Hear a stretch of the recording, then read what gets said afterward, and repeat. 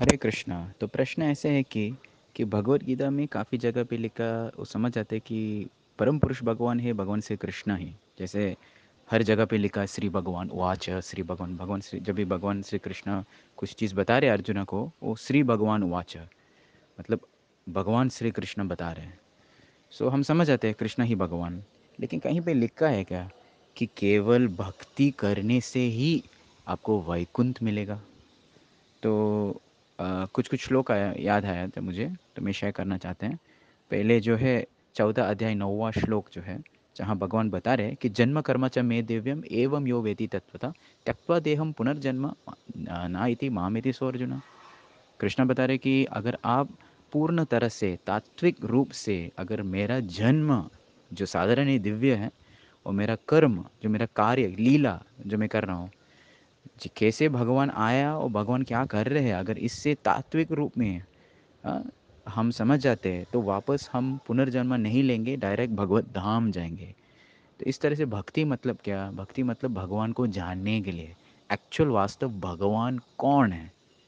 Okay, जानने के बाद, समझ जाने के बाद हमको भगवान को पूजा करना, सेवा करना, प्रेम करने का, तो इस माध्यम से यही मतलब भक्ति है। तो ये पहले श्लोक हम देख सकते हैं। दूसरा जो है 8वाँ अध्याय 5वाँ श्लोक, जहाँ भगवान बता रहे अंतकाले च मामेव स्मरण मुक्त्वा कलेवरम यः प्रयाति समद्भावम याति नस्त्यात्र संशय। तो जो जो अंतकाल में, लास्ट में कैसे न कैसे स्मरण मुक्त्वा कलेवरम, मुझे याद करके उनका अपने शरीर को छोड़ दिया, निश्चित वो मेरा भाव, मेरा धाम को प्राप्त करेंगे।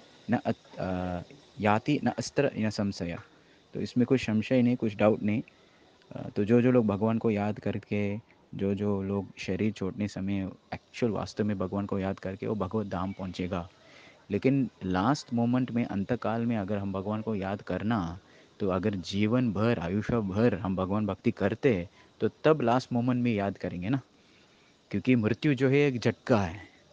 जैसे कभी कभी हमारा पैर दीवार पे या सोफ़ा पे भी लग जाते, मुंह से कुछ निकला जो मन में है, हाँ, अचानक से, तो मृत्यु जो है एक बड़ा झटका है।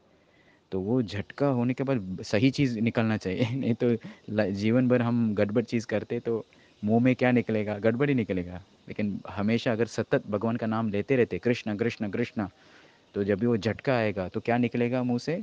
कृष्णा।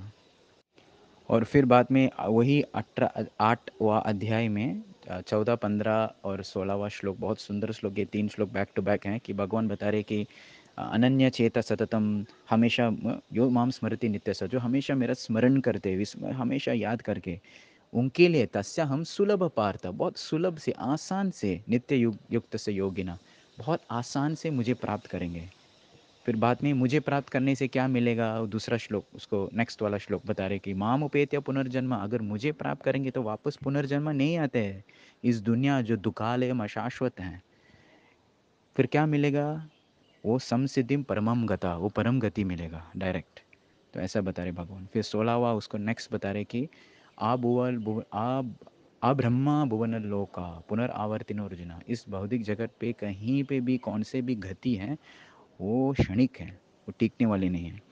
माम उपेत्या को तो काउंट है, अगर कोई मुझे प्राप्त करेंगे तो पुनर्जन्म न विद्यते, वापस भगवान वही चीज़ एक्सप्लेन करते हैं। फिर लास्ट में मैंने दो और श्लोक का रेफरेंस दिया। ये श्लोक जो है 11वाँ अध्याय 54 का श्लोक है। आई एम सॉरी, मुझे हिंदी में नंबर्स का थोड़ा कमज़ोर है। तो 11वाँ अध्याय 54 श्लोक है, जहाँ भगवान बता रहे कि केवल भक्ति के द्वारा हम भगवान को समझ सकते हैं।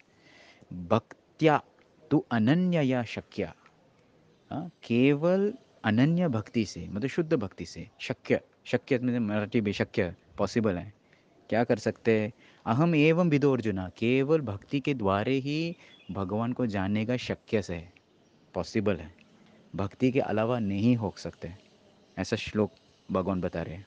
और लास्ट में 18वाँ अध्याय, जहाँ 18वाँ अध्याय 55 श्लोक, जहाँ भगवान यहाँ पे भी बता रहे कि भक्त्या माम अभिजानाति यावन यश्चस्मि तत्वतः ततो माम तत्वतो ज्ञात्वा विशते तदनंतरम, जो लोग मुझे केवल भक्ति के द्वारा मुझे जान सकते, मुझे पहचान कर सकते, भगवान बता रहे, और ये भक्ति करने के बाद क्या मिलेगा आपको? तत्व तो ज्ञात्वा, इस बराबर एकदम तत्विक रूप में समझ जाते हैं आप भक्ति में।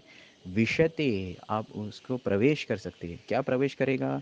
तत् अनंतरम, जो अनंत है, जो हमेशा के लिए, जो उसका अंत नहीं, अनंत मतलब उसका अंत नहीं, वही वैकुंठ, वही भगवत धाम, वहाँ पे हम जा सके। हरे कृष्णा।